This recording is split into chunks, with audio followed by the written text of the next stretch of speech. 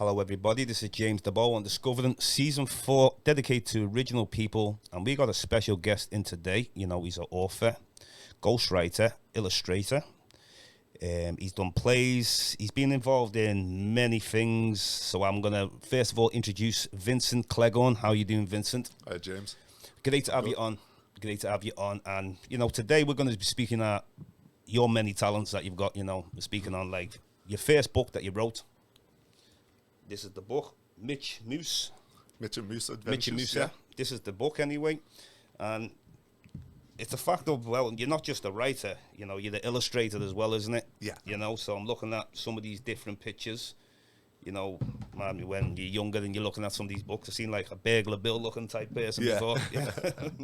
Yeah. So anyway, where did it begin? If you can tell us a bit about your timeline and on how to begin as a writer. In the beginning? You know, I suppose my first writing, in picture books or in writing in general? Just a writer in general? My first writing was, I wrote a 10-minute play, well, actually a 10-minute film for a competition that was being run by Mersey Television. Okay. And it won. Mersey Black Awards in 1996, and then they made it into a film, and then the film won awards all over the country and in other countries as well. Excellent. So that was kind of a boost to getting into screenwriting. Right. And then I started writing. I sent away a feature screenplay to a company called Rain Dance in London. Rain Dance. And they got back and said, I was only asking for a critique, paying for a critique, and they got back and said, we love this film, we want to make this film. Big. We want to option it. A guy called Elliot Grove. And I went down to London, and there was a star-packed audience when I walked in there for something else. And Elliot was on stage, and he said, Vince, I want to make your film. It never came about, but they did option it, so I got paid, and I got to go on all the courses and everything like that. It was just one of those things where it just didn't work out. And okay, what was when you say didn't work out, why didn't it work out? Sometimes companies option a movie, and then I think they optioned it again for a different company, and it didn't happen again. They love the screenplay, but it's just how to make it. You know, your initial thought is, we want that, we'll option it. Yeah. And then over that year, they're thinking, but how are we going to do it? Okay, so you mentioned about courses then? Yeah, they put me on all their courses in London, which was a bit of a pain. I had to sleep in the back of cars and stuff like that just to stay over the weekends of the courses. But it was great. They had John Truby from LA and all different producers, filmmakers and stuff like that. Well, last time I had, a couple of weeks ago, I had Patrick Graham on, he's a writer. Yeah. And I was speaking about creative writing courses, he was explaining about them. And I was saying, how much do they work? Yeah. I mean, I was explaining about somebody who is talented naturally, and then there's people who maybe don't have talent. Yeah. And Patrick mentioned about sometimes you've got the person there who can coach and point out your creative ways and extract things, if you get what I'm saying. Yeah. Well, you seem naturally talented anyway. No. It's a finer point. You could have all the creativity in the world if you can't write format and stuff like that, you know, or know when to end a story. Because I used to listen to friends' stories and I'd go, oh, that's brilliant. And then they go and turn the page again.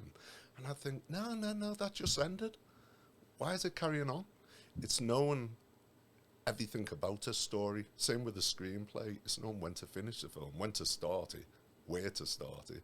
So I went to a place called Liverpool Playwrights. Yeah. And I was there for 2 years. I did 2 years. It was just a local place that you went to every Thursday. You met up in the Everyman Bistro.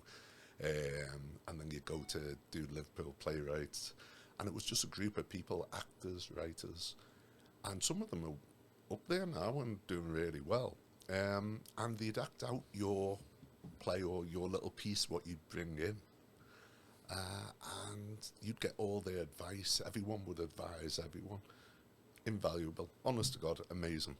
Yeah. 2 years, brilliant. So it taught me so much. See, these things... And I thought I knew it all. No. Right, okay. Novice. I was a novice. Well, it's interesting to hear that, because sometimes people just think, well, you just come off the top of your head. You have a boss imagination. You've got your stories, beginning and endings, but then, like you say, there's a lot more to it. Yeah, Putting it's a book together. fine-tuning. Yeah. It really is. And they were a great group of people. So I'd always advise, look around for a writers group. There's lots that are there in Liverpool. I think there's Liverpool playwrights at the moment. And just join. Yeah. You know, it's like it's only probably a quid each Yeah. time you turn up. It's nothing. But what you learn is amazing. Great. So where we're up to now, so after these things, some things didn't work out for you, saying with certain companies. So when's the time when you felt, well, this company's right for me, or when did you find yourself? I was all over the place. I wrote a feature cartoon with characters, beautiful characters, and the cartoon was tight. It was really good. So I just jumped a plane to LA, as you do, thinking I'm going to see Disney, and which doesn't happen. And I was there for 8 days, but I got into DreamWorks and all different ones, and they stayed in touch. They wanted me to keep on adding to my portfolio. And then I went back a couple of years later and stayed there for like about 6 months. I got top agent, Shapiro Lichtman-Stein, and I got to see all the top companies, the CEO, vice president of Fox, president of Saban, president of, what was it? I forget what I went to Sony, I went to everywhere. Wow. And besides lots and lots of parties you get invited to, and even if you turn them down, they send a car. Do they? Wow. Sound like a great time. Amazing, yeah. Definitely. And that was in Los Angeles? Yeah, but my son was really young at the time, and I wasn't off missing him. Okay, yeah. And once you leave, they, American companies and that, need you there, because you're the face that they send out. They don't come with you, the agents. They send you, because it's all about you. Ah, right, okay. If the company wants to work with you, if they like you, and everything else. That's how it works, yeah. So you need to be there. As soon as I left, well, the agent's gone. And what, is this 96? Are we talking? No, this was, when was it? In 98? In 98, okay. So 96 is when you first wrote this, was this? Or what's the year? No, much later. Okay, this comes later. About 10 years ago, I started writing the picture books. Okay. I was sitting in the back of a van on the way to work. I was working at the Everton Free School for excluded children. And we went over the water to on the Wirral. We had a place over there as well. And I was sitting in the back of the van, and two guys driving, the driver and the passenger, were talking about the football game. And my mind just drifted off, and I came up with this, not that book, but a different one, which I never finished. But that made me start looking at ideas to do with picture books, and stories were just filling my head then. Yeah. But again, you think you know how to write one. You think it's 500 words, easy. But you've only got to put exactly what is needed in the story. You can't have, like with a book, a novel, I walked into the room, there was a fancy chandelier, there was a velvet couch. You can't mention that. Oh, yeah. You haven't got the room. So you've got to pick specific words to tell your story. That's right, yeah. Lots of authors, novelists say that it's the hardest thing to write a picture book. Yeah. Well, pictures definitely capture the imagination. Yeah. Definitely. And so how many books altogether do you have? With published or about to be published, or just sitting there waiting to be published? We'll start with being published.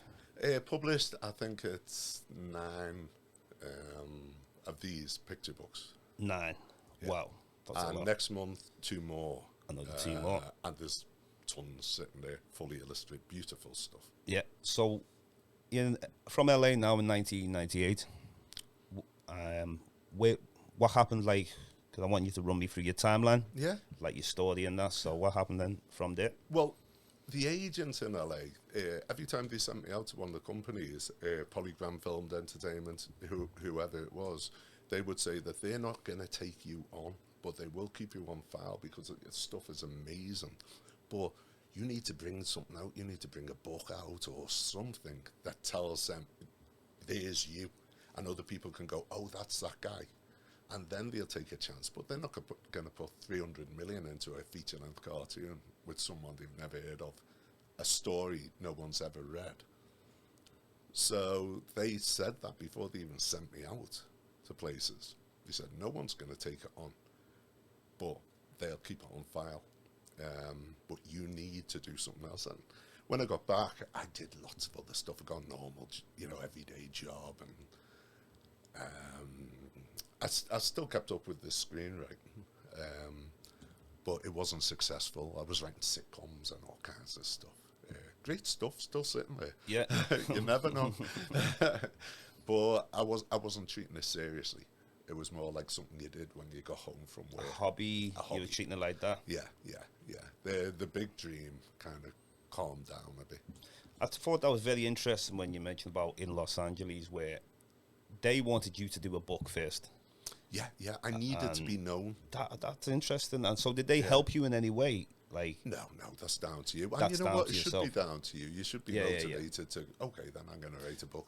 True, or I'm going to true, write a cartoon series, or I'm going to get a little animation made and try and get awards, or, you should do. So it's like building your profile in other areas. Definitely, They want to see that, don't they? Yeah. Oh, okay. You just want your name to be out there so that when they go to make your stuff, people already know your name.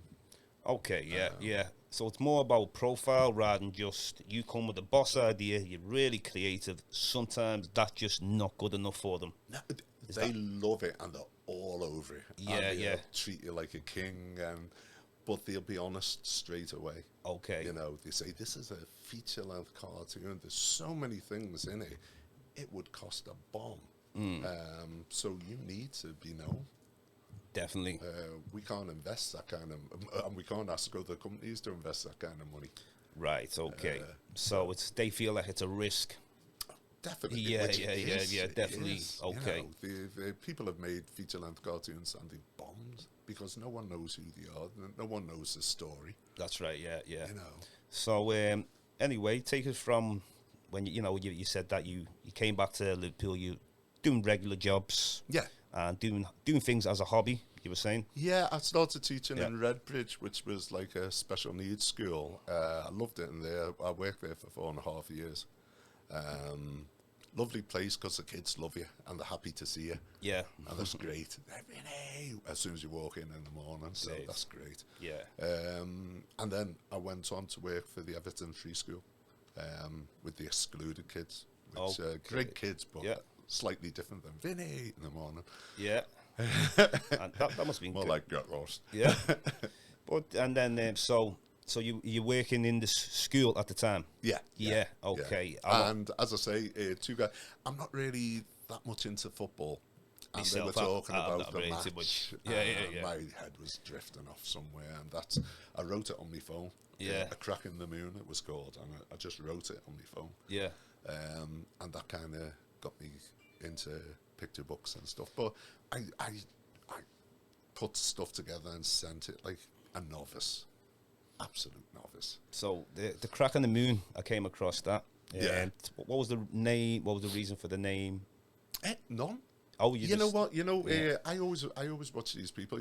I'm thinking deep or something. No, a biographer on TV, and they go, "Oh yes, well, Charles Dickens was thinking at the time." I'm thinking, no, he wasn't. Yeah. It's how do you know?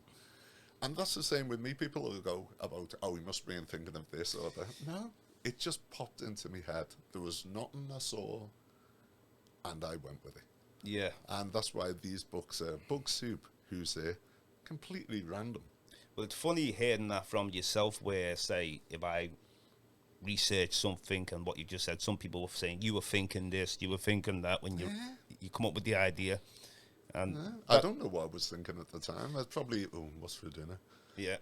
I mean, I wondered myself when I thought the Crack in the Moon. And I was wondering, like, is this something deep? Is it something off-world, is it? I know. I'm sitting there, and two guys are talking about the football, and I come up with an idea for this bear who all the animals in the forest keep on coming up to him and asking him to fix this crack in the moon, help them. So he comes up with a way of building the scaffold all the way up, but with all the bits from each of the creatures. Like the spines from the porcupine, the ones which is meant to use the same as nails, and so on. The beaver, the wooden logs, so on and so forth. The fireflies, so he can see where he's going. That's creative, Nothing though. to do with football, nothing to do with sitting in a van. But the creativity of just how you explain how they get into the moon, Yeah. that's just, I love it. Imagination. I mean, first of all, I think everything just starts off with an imagination anyway. Yeah. You know, and then taking things to the next level. But I mean, like to have a little read of that myself. You know what? It's a lovely story. It really is. Yeah. But when I sent it, it was all bitty. I Yeah. just didn't know. Like with Liverpool Playwrights before I went there, I didn't know how to fix it. I didn't know how to hone it. I didn't know how to make it the way it should be. Yeah. And I was just sending it off random. What year was this, sorry? Hoping that someone will go, oh, well, we'll do all the alterations and stuff. What year was this? This was about 10, 11 years ago. 10, 11 years ago. Yeah. So, I mean, obviously you don't want to give everything away of the book, but I'm interested now, like, they got there and the scaffolding you're saying, and it's... Well, when he gets up there, he just, you know, like, bit of cement on the thing, bosh, bosh, bosh. Yeah. But the whole connection is with him, he wants to hibernate. And each one of these creatures, and he keeps on nearly falling asleep, and he's saying, I'll do it in spring or something. I'm going, no, because this, that, and getting off. Each one would go away angry. So when he does do it, he falls asleep on top of the platform. You know, he hibernates up there. Yeah. So it's a mad little story, but it's a gorgeous little story. Yeah. Interesting, though. And it's the first one that I painted the characters. I painted it all full size, you know, big boards. And, yeah. So some of these other books that you've got, you know, put them to the camera, you know, let them... So Bug Soup. Bug Soup has been amazing. Bug Soup's just... It's really weird because in the Mitch and Moose book, there's a picture which is at the very end of the book where the spider has got a bowl of bugs in a soup. And a friend from work noticed it and said... Yeah, and I put the picture separate on I think it was one of the social media, and I called it Bug Soup. And then a friend from work got in touch and said, where can I buy Bug Soup? I want to buy that book. My son loves that picture. So I thought, ooh, I'd best write one. So I wrote Bug Soup, illustrated it, and it sold ridiculous all over the world. So just through that picture, books, yeah. Because once he said it, I thought, well, before someone else does it, if I say I haven't written a book called Bug Soup, then someone might have seen that and thought, oh, I'll write one. So you got to be clever. You can't so get too much away. It's half done. I'm nearly finished it. Yeah, but I hadn't done any, you know, except for that picture. Yeah, but you got to save yourself in case someone thinks, I'll snatch that idea. 100%. You must get a lot of that, like. Well, if you hadn't actually got the book out there, you see a lot of these people who are doing picture books, and they're talking about them before they've written the book, and they're online talking about the book, and I'm thinking, you can't do that, because there's people out there which haven't got an idea, so they just think, you haven't done it yet, I'll do it. So how would you, if you don't want to give too much away before you writ your book, how would you, like, in the beginning of advertising it to people? Is it best to write your book first? Write your book. Don't tell them nothing before it's written. Yeah, and then say, well, I'm advertising. Say you were going on the radio or you were promoting a book on here, tell me a future book. So it'd be something that you've already writ before you're going to speak on it. Do you think it's best? Oh, definitely. I wouldn't go, oh, I've got an idea for... Okay. This morning I woke up with this, I knew. Yeah. That's all sealed until it's fully written and also sent off or at least emailed, because if it's emailed, that's a copyright. Right, okay. You know, you can't falsify the email. Once it's sent, it's sent. It's sent, yeah. So you used to write a letter to yourself years ago and seal it up and all that kind of stuff and get, you know... Does that work, that? Recorded. Well, that's all you had. Okay, because people told me about that. Best. Walt Disney was clever. He sent it off to like 50 companies at once. So if one of those companies stole it, all the others have been acknowledged receiving it.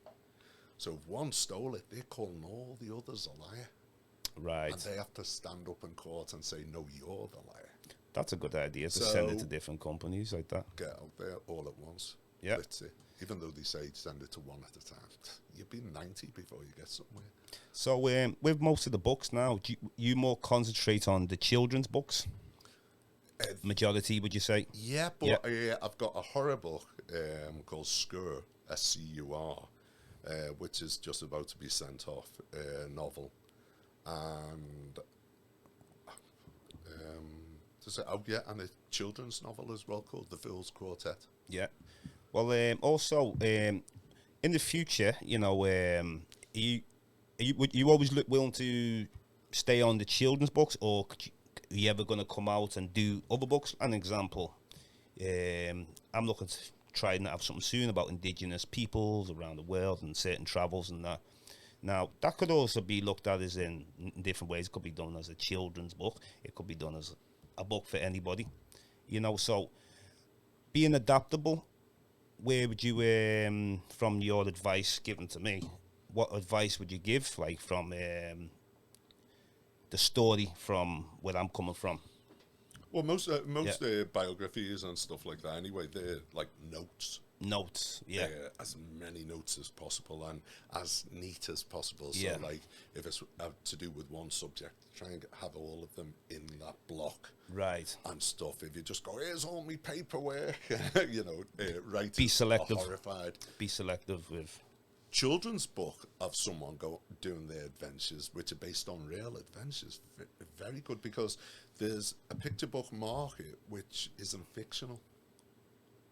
And it's a big picture book market. People go for the fictional. But yours wouldn't be. Now, I've got with having my own photographs. Yeah. To put them into animated form, because that would be a bit different rather than me going take images. I've got my own images. So, would you, if it was a children's book, would it be better being animated or just better the real pictures? How do you mean, illustrated or Illustrator? Yeah. No, not the real pictures.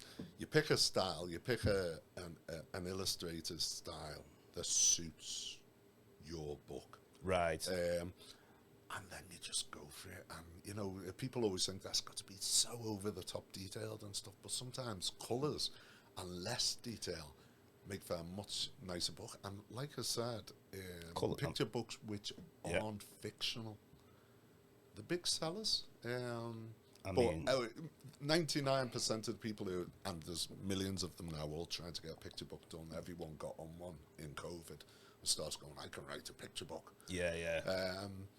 Which most people can, but how good it is, that's a different kind of thing. Or how much time you want to put into learning about picture books and how to get them off to people and how to clean them up and edit them and all that kind of thing.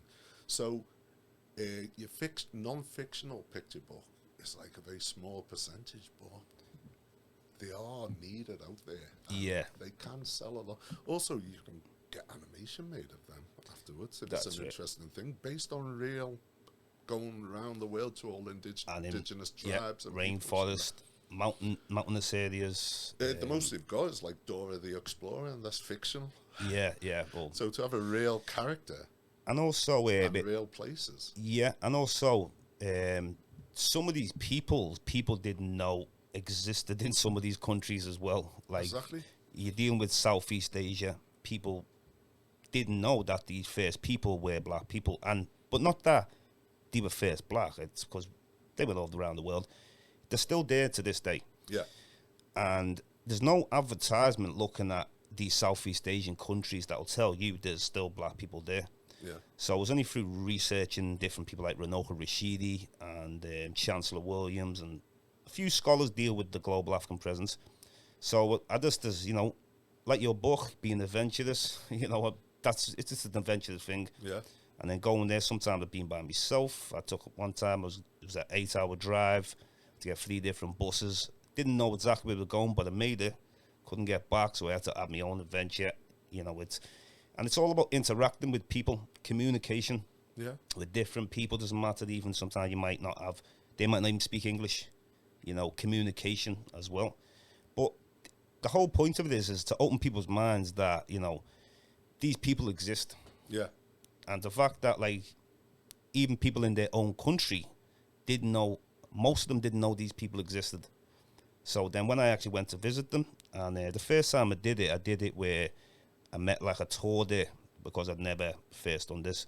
Then when we get up there, I started listening to the tour man, and he's giving a different story to the truth. He's saying that they're not from there. They came from like Papua New Guinea 200 years ago. So I had to challenge him, say, well, hang on a second. I've researched all this.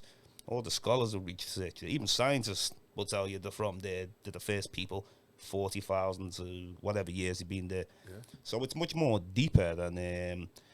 I feel like we need to highlight these type of things anyway. Yeah. So definitely in the future, there'll be a couple of options there and that. Well,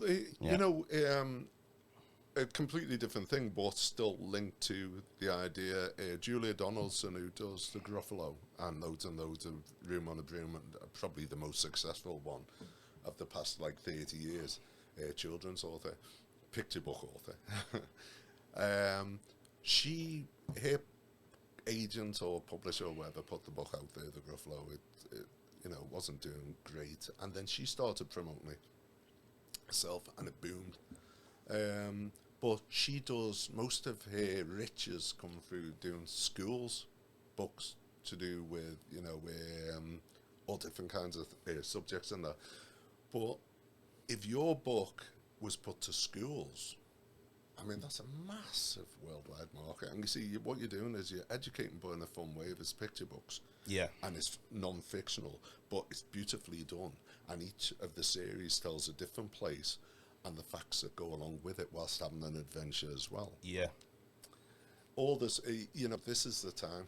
So see with all the schools around everywhere, all around the world, and they're all looking for that kind of thing. So see with picture books, yeah? Yeah. It's not about all writing. It's like, say, for example... You're limited with the writing. You're limited with the writing. But not with a non-fictional book. Oh, okay, with the non-fictional. That's fictional. You're supposed to tell a short story. Wow. But with the non-fictional, you tell whatever you need to keep telling. Okay. As long as it's got the pictures to go as long as the pictures are there. I mean, do you have to have a picture on every page, I think? Or like... Yeah, stick with that. Stick with that, If you want to, you can do the Gruffalo kind of thing where you have a white page with just a series of 3 little blob pictures or one in the middle of it or something every now and again. Yeah. But... you need colour. You need as much colour as possible. Well, colour gives off frequencies and draws people in, doesn't it? Definitely. Yeah, definitely. As colourful as possible. It's always the colours that people comment on these. Oh, beautiful, colourful book, blah, blah, blah, blah, blah. Interesting. And that. So, and the places you go to, I mean, wow. It's like booming with colour, isn't it? So, yeah. So that's it, and these tropical palm trees and, totally rainforest. Perfect and for an illustrator. Yeah. Well, maybe that'll be something in the future anyway, But, anyway, so tell us a little bit about some of the other books that you've done. Who's there? This book here. Let's put that up, yeah. Who's there? Who's there? Spelled H-O-O-S. Who's. Just popped into my head as a book for... I like that as well, when you spell it how you want to spell it. Yeah, well, the like owls, that. Owls, the characters are owls, so it's like, whoo, yeah, that kind of thing. And it was just to do with, I don't even know why, I can't remember why, but it's basically, it's to do with things that go bump in the night aren't necessarily anything to be scared of. And each time it goes along, one of them's in bed, they can hear these noises, and it's all words like splash or bang, big massive words, crash, bash, smash, and then you realise it's just one of their friends with gigantic boots on or something, or with crazy gloves and cymbals or something. Yeah. So each time you're thinking it's something, and it's not. And lots of people love that book because it's helped kids with being scared to go to bed and stuff, because the noises are here and they're usually just the parents downstairs or something. Yeah. And it's done in such a fun way. Now, there's a point to that. It's a fun way. Okay. I'll answer some questions. I'll bring it back to fun way of doing it. Okay. Because a lot of people are just going so serious with their picture books now. They're kind of losing the idea of stories. Okay. They're all like getting on this kind of thing about, got to do a story about a kid who's having a really hard time. Everything's that. It's too serious there's no now. Story. There's no dragon. There's no nothing. Yeah.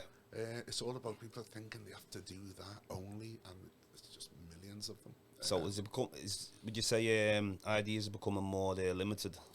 Yeah, because they're doing this. I mean, some people do it well, and they've got like doctorships, or you see doctors such and such. So they're experts. They know what they're talking about when they're talking about a kid going through trauma and stuff. These people are people who either have been in it, or they're writing about it because that's what they do as a living. They're helping children. But then you got all the others. Oh, such and such next door, their kid fell off the bike. I'll write a book about trauma. So how can I put it? Is another way of putting it. You see, usually on this show, I try to deal with the positive side of a lot of African history. Yeah. We know we've got a lot of negativity, what we've been fed, and the conditions, how people are in now. But I like to come on the positive, also where they're connected to be positive is when I start to become spiritual. That's when I learned I've got to be more positive rather than just be an angry person. Yeah. And that takes you so far anyway, so that it's interesting, them kind of things anyway. But anyway, back to, what's the other book? Sorry, I wanted to ask you. Say or cockadoodle? Cockadoodle, that's it, yeah. Yeah, cockadoodle chicken noodle. Funny name. Well, you know what? It's a weird one because people will say to me, they'll say something like, ages ago, they say, well, who's there? There's no black people in who's there. I'm saying the owls. There's like a brown owl if you really want to be picky, but they're owls. One's red, one's green, one's yellow, and one's brown. Yeah. So a lot of people kind of get on your case for certain things. Now, I'll put, I can put anything into my book. If I want to make it about a Chinese family living in Japan, I can write that. Good, yeah. And I can write it well because I'll research it well. Yeah. I won't just think, I'm going to do it. And like with anything, so like I might have a white kid with red hair and wears Lucy Clementine because she blends in with everything, the big massive red hair. Yeah. So that fits with that. In Bug Soup, the lady, the lead one, the character that all the kids love, she's black. And in Bug Soup 2, she's the one who's a cook and everything else. She's one who loses a list. And in Bug Soup 2, she got grandkids with her as well. Now, one's lighter and one's darker because it's from two different families of grandkids. Okay. Yeah. Of course. Yeah. But it's not a point. It's just natural. It's what I see with my own grandkids. Yeah. It's just natural. So I put in, someone was saying I did a book called, which the publishing, they love it, the publishers, called Naughty Tim Sprocket. It's about this kid who lifts everything, just stuffs it into his pocket. It's a rhyming one. Took me ages and ages to illustrate it. And people loved that one. But they were saying, well, it's a little white kid who's Tim Sprocket. And I thought, well, kind of like in this country, there's a lot more white people, so they can take it that there's a thief. But if I have a black kid as a kid robbing everyone, stereotype, people will say, it becomes a stereotype because it's more of a minority. Yeah. So it had to be a white kid. If it was in China, it had to be a Chinese kid. Totally makes sense. Because otherwise people are going to think, why does it have to be a black kid that's robbing everyone? Yeah. Well, this is where... So you've got to know things and be careful of things as well, because you don't want to upset people for just because you've been clumsy, and you haven't really thought it out. Yeah. No one's going to say, oh, look at the white kid robbing people. They're not can't even think that. They're just going to say, kid. But if it was a black kid, they'll say, look at the black kid robbing people. Like typical what they expect because of what they're being fed. And I'll be slammed on both sides. Well, it's difficult sometimes. You're right there. But at the end of the day, so I like to. There's lots of the new books coming out, the proper story books, because a lot of these are just fun books. This is a proper story book, Cockadoodle. The all animals, except for obviously the lead character who's a farmer and his wife. And I thought, well, he's black, and so is his wife. Yeah. And it's more based on, I've been watching programs which have got black farmers. Yeah, yeah. You know, while as 30 years ago, you didn't really think like that. You didn't really think in Britain there's going to be black farmers. Yeah, yeah, of You course, know, of course. but there is. There's that So it's a natural thing. So interesting though, because it's like, yeah, you talking about China before. It's like, for example, if you're writing about Japan, Yeah. you could even want to write about, like, well, we talk about the Black Samurai all the time. Yeah, That's yeah. actually a true story I'd anyway. love to see that film if they make one. Well, I've talked about that last time with Chase. Was it Chadwick Boseman? He passed away? Was it? Oh yeah. Yeah. So unfortunately, but hopefully it does come out. Hopefully it does come out. I'd love to watch it. Well, that'd be And I interesting. hope it's done well. Yeah. You know, really well. So that's what I'm saying. I mean, as a traveler anyway, like, I see different cultures anyway, you know, and you can learn off different people anyway. You know, there's no rule to you can't eat that food, or you know, you gotta get your knowledge, and you got variety out there. Do you know what I'm saying? Definitely. And when you come to writing, and you know, imagination is just, to me, I've always looked at a writer as the best writers have the great imagination. Yeah. Good knowledge also, but I think the imagination seems to captures me more. Yeah. Well, you can acquire knowledge if you want to put the time in, and you can perfect stuff. Every single one of my books, if I sent a letter, a query letter to a company, to an agent or a publisher, I would have it critiqued by 3 different people around the world who were experts. Okay. On the letter. Just on the because letter. Because a letter can destroy you. These companies, honestly, they read the first line and go, we don't even want to read the book. What? And with the book, same again, 3 different critiques around the world by experts. Wow. So is that what you do comes, before? Then it comes back to me, yeah. And then it's down to me. Some of them get carried away because they love the story, so they suggest creative elements. Stick with your own creative elements. But format and everything else, structure, listen to them. So there's many areas you can go when you're writing a book. You can be with a big company, and they would just, matter of fact, actually, there's a better way of putting it. I was speaking last time to Patrick about this. Just by, see, like when you said about a letter, now that's just a letter you just said, isn't it? Yeah. Or the word, and they might not like that. Yeah. And that's just something so small. So I can imagine like the bigger picture of something. Would you say, are you allowed to, like how can I put it? I was speaking last time with Patrick, who mentioned about he just likes to be able to just write. Unless you're writing for the Echo, or you're working for somebody, that's totally different. But when you just want to write because you want to write, like, that must be, I don't see a limitation on that. There's no limitation. No, if you're writing a novel, there's no limitation. Go wild. But then if you're working for a company, is it got to be structured a particular way, or do they let you like be creative as possible? Is it? Or? With the company that I'm with, as I say, it's unusual publishers, because most publishers don't want you doing the artwork. They don't? Oh, okay. No. And that's why I always advise people when they get in touch with me about, I get loads of people getting in touch with me all over the world and stuff, and they ask about, and about my illustrations. I say, well, are you doing it for family and friends, or are you doing it to make money? And if they say family and friends, I say, okay, then, well, here's some illustrators, and look up more on this site and that and the other. If it's to make money and you're actually looking to send it to a publisher or an agent, don't do the artwork unless you're doing it yourself. Don't do the artwork. They don't want you to do the artwork. It presents an obstacle, because whereas they love your story, but you've got all this amazing artwork done which doesn't suit it, they're thinking they're going to want us to do that. They're going to insist on us using this artwork. Forget it. We won't go with them. Okay. It's an obstacle. So just don't. The money you're going to pay for an illustrator, pay for an editor, pay for a critique. Interesting. And send the manuscript. Don't send the artwork. Don't send the artwork. No, all of them. Honest to God, 19.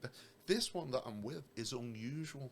They call themselves a new way of doing publishing. They say all the other ones are old-fashioned, and it's great for me, because usually a publisher will take 2 to 5 years to publish a book from the moment they say, we love it, we're taking it on. These can publish my book in a month. Okay. So I start earning quickly. Interesting. But I have to supply amazing artwork. And even then, I've gone to them with like the Naughty Zoo, beautiful books. I mean, killer, funny stories. And they've turned it down. Okay. It has to be what they like. Yeah, so... there's no guarantee. Yeah, so there's, like you're saying, because the business side of things, with anything, can put limitation, but at the same time, they want it done that way, and it will sell, it will do great, the book. Yeah. So, I mean, it's interesting. that if they did take on something like the Naughty Zoo, you're thinking, that'll kill, that'll sell loads. But that's not the way it works. They choose stuff that is right for them. Okay. No matter how great you think this idea is, they'll go with the other. I mean, Bug Soup, I only did it under pressure of that it needed to be out there because someone else might do one. Bug Soup, because this guy has mentioned it. Wow. But it's sold ridiculously. And it's helped so many kids around the world with like autism, speaking, deaf, all kinds. That's perfect, that it is. And so I didn't see that coming. But yeah, I mean, it's interesting. They It's saw kind it of like, straight away. As soon as I gave it to them, they just flipped.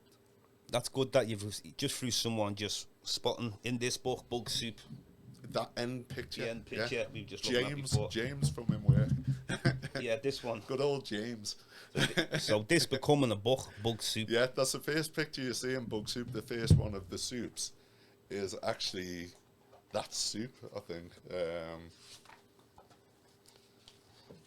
Yeah, that's it, with a few different colour alterations, but the exact same creatures in it. Yeah. Exact same creatures, yeah. So that's the first bowl. That's even like, even just the understanding that, just from a picture in the book, becoming a book. And me just calling it Bug Soup for some reason, underneath it, on that one picture. Interesting. It started interest. That's good. So someone else who mentioned that to you, put the idea into your head. Where can I buy that book, Bug Soup? I thought, best to write one. Yeah, but you were on the ball though, and you did it. Yeah. Because Definitely. I wanted to mention something about when we talked about copywriting before. Yeah. There was the old way where you post it to yourself. Now, what do most people do now? Sorry.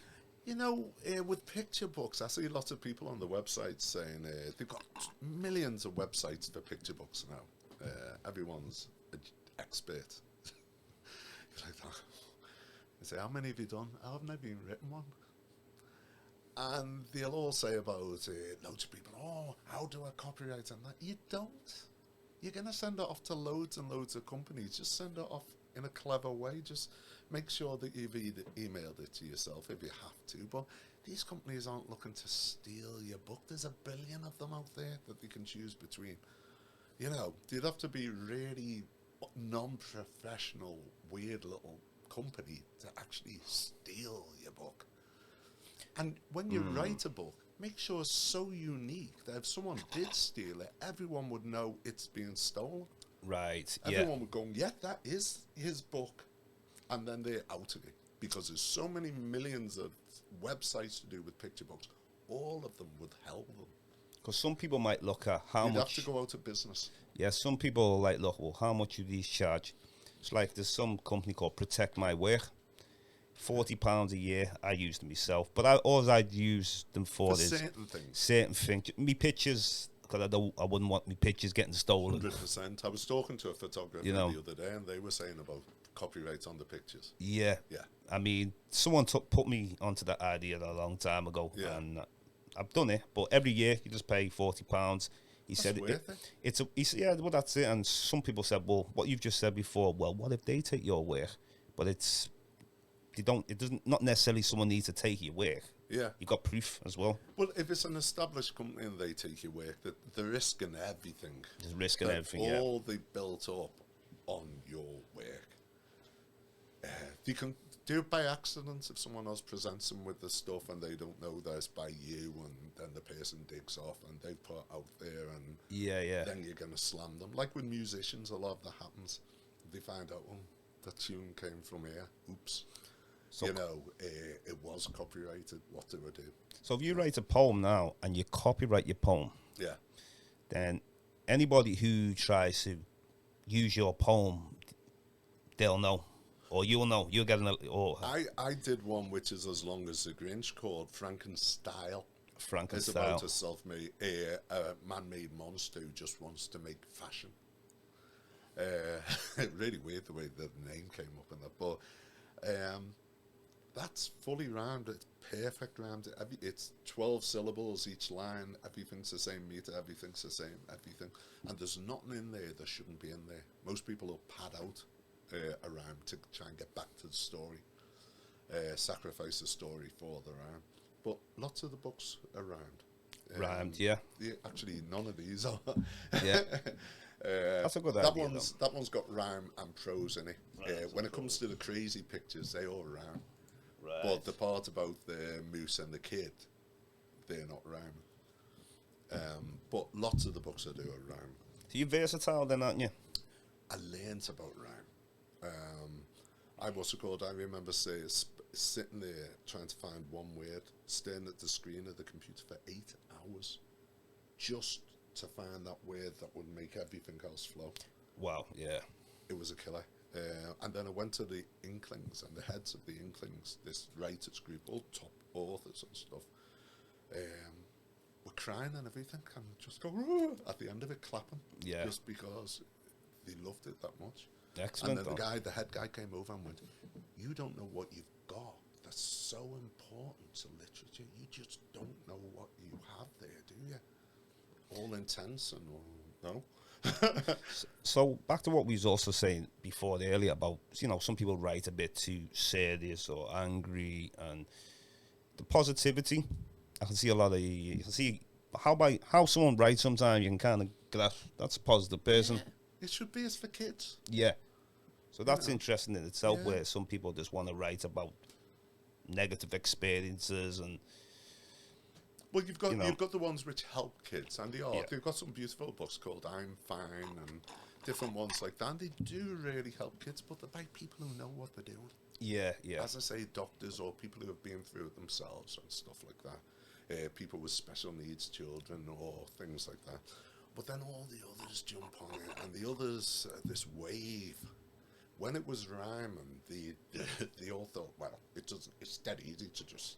When you were sending off a letter by post, most of these people didn't exist because it meant having to get an envelope and type stuff out and fold it and get a stamp. Yeah. But now you can go hit a button that gets straight to the agent or to the publisher. So there's tons of this basic garbage is there blocking the way of everyone else who put the time in to get their book to a literary agent.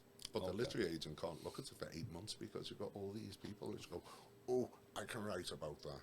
And they can't. And they don't care. Yeah. You haven't edited it. It's all spelt wrong. Everything's all over the place. But they can still hit the button that sends it to the same place where your stuff's going.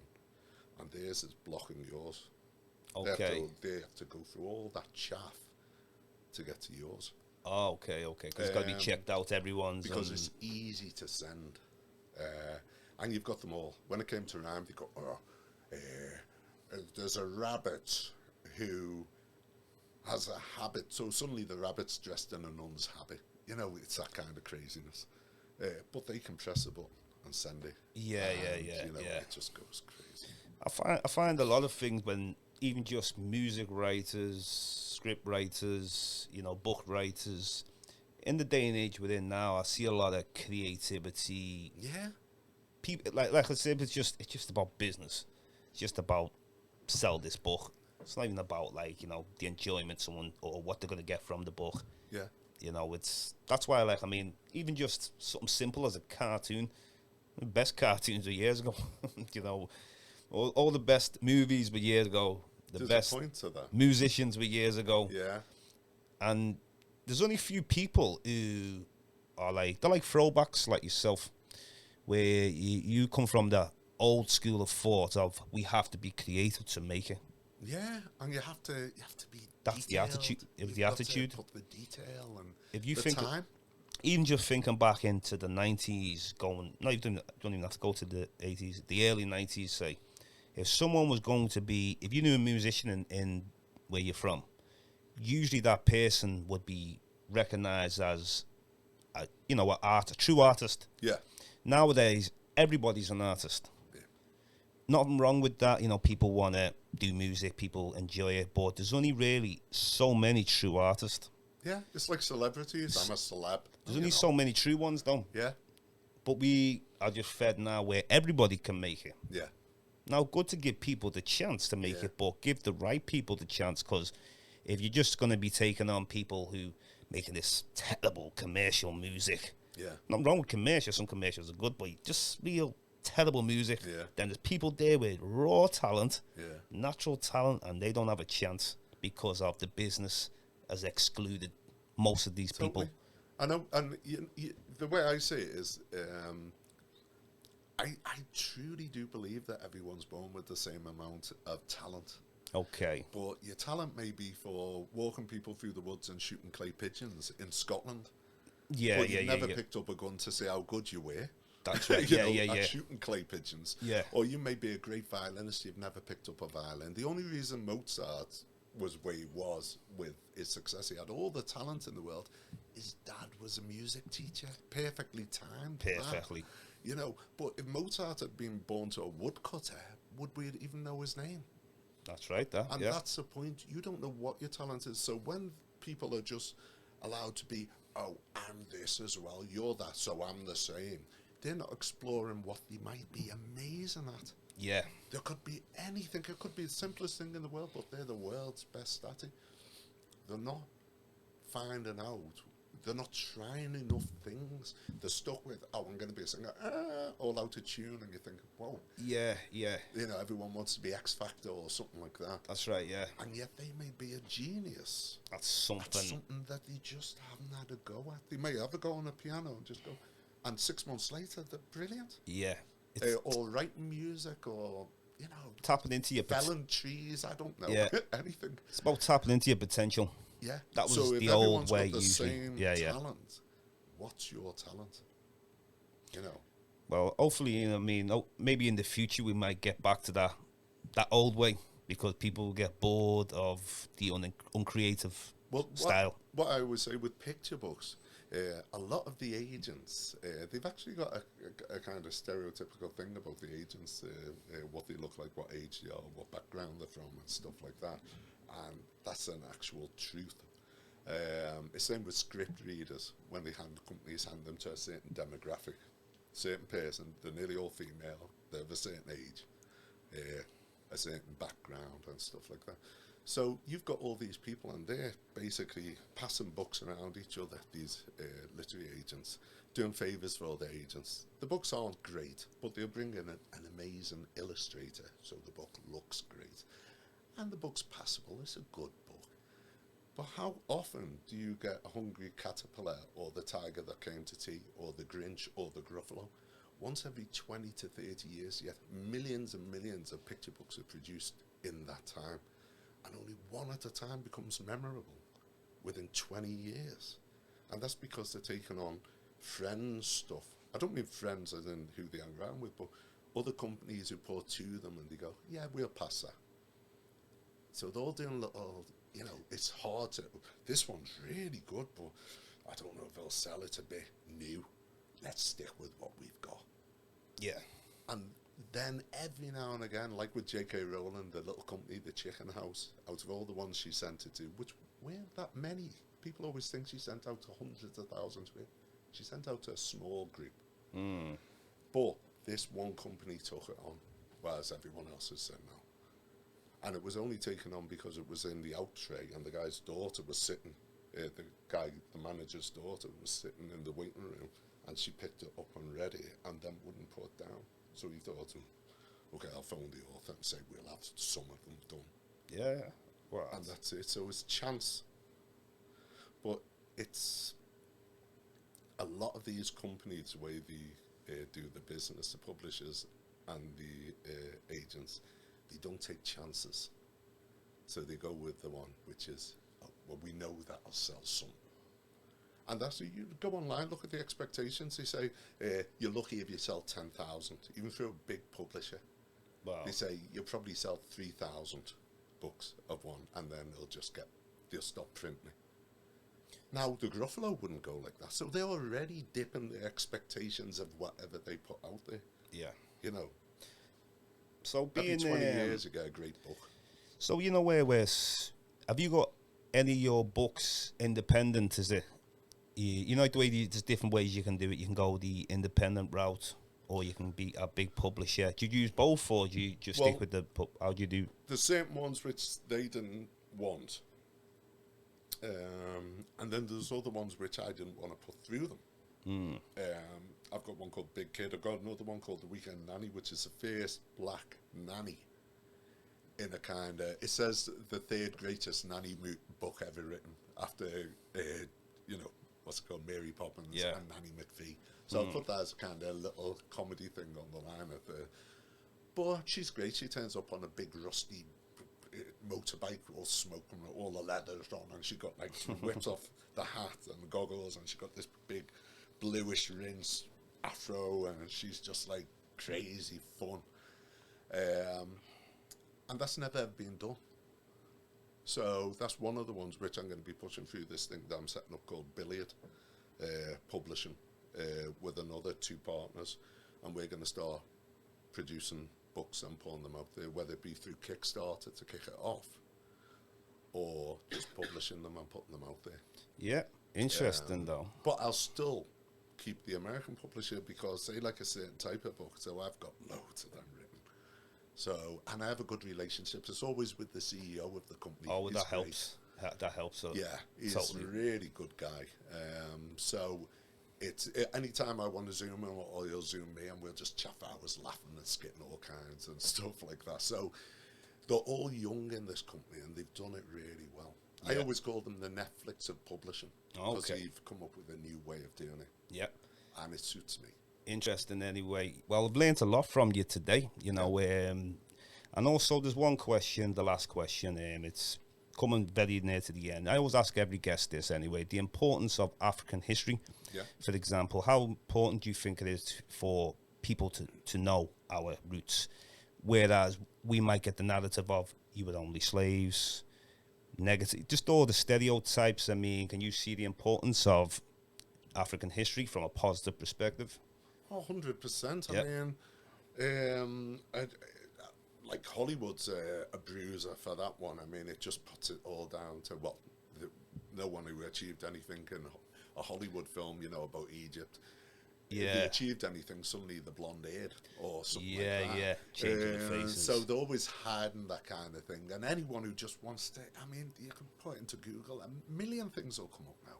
All sorts. Which all the proof and the evidence is there. These aren't wild people coming up with wild suggestions and that. These are professors and experts. Definitely. And white experts as well. Yeah, well-known ones. They're not denying it anymore. They're saying this is the way it was. So if you need, you know, you do. Everyone needs to look. I don't care what race you are. Everyone needs to know, because it's so important in history. You can't have history without it. That's it. History doesn't add up. If you take away this big block of history, the rest doesn't make sense. It won't make sense, you know. And that's what it is. And it's a weird one, because we're going through a time where we have got an image now, and we've got more of a voice. And if you look at TV, the adverts are like, I always say to people that the only advert that had a black guy in the 80s was a guy who went fried onion rings in a McCain oven chips ad. He was sitting in the back of the van. That was his part. Now, it's everywhere, and people are right and go, why are they all black in the Christmas adverts? Oh, sure. Yeah. But, you know, that's just madness. You weren't complaining when they were all white in the Christmas advert, so don't complain now. That's it. But a lot of the writers, the picture book writers now, are doing... Now, there used to be companies which would do black images and picture books and stuff like that, specialised in America, quite big ones as well. Now, a lot of the white writers are writing books based on black kids and their hair and stuff like that. Yeah.